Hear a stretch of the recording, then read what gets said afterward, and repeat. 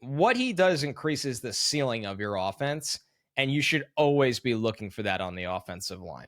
Yeah, I hope this is a little bit more of like, hey, we know this veteran. We like Tippmann. We think he could be that much better. Little fire under the ass and see if he has that much better of a summer. But he's going to be our guy when push comes to shove. But we don't want to hand anything out to one of our younger offensive linemen. I can't say youngest because they have Olu and Membu, and we'll see. Yeah. I do think Tippmann will start week 1. I hope he starts week 1 unless something like crazy happens. Myers totally fine as a backup. New Wes Schweitzer, who hopefully can be healthy. I know he has some history with Fields, but it doesn't really matter. Just play the best guy at center, and I hope it gets there. Now, I'm surprised you didn't say this guy, and that's probably because Badlands is maybe 10% higher on him than most people are, especially you and Dan. I'm going to say Will McDonald, who had it's a good 10 plus sacks last year, which is not common for the Jets. And I know we don't want to just clear the low bar of the Jets, but not easy to get 10 sacks. Not everyone does it. Putting on 15 pounds should be that much more of a chess piece and moved around in Aaron Glenn's defense. I don't see any reason to think he can't do that again. And,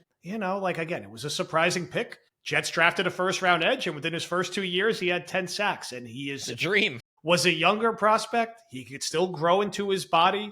He has another, set of attacking defensive coaches who are coming in. I just think it was a quiet 10-plus sack season, and the Jets were also not great last year, but could he go out and have 11, 12 sacks again? And you're like, wow, this guy racked up almost 30 sacks through his first 3 seasons. That's pretty damn good, and let's not take that for granted. Now, I hope Jermaine is there in the back half of the year to take some of the heat off. And Will McDonald did it without Jermaine Johnson last year. Wasn't the best Quinnen Williams season ever. So hopefully those 2 variables change to the positive.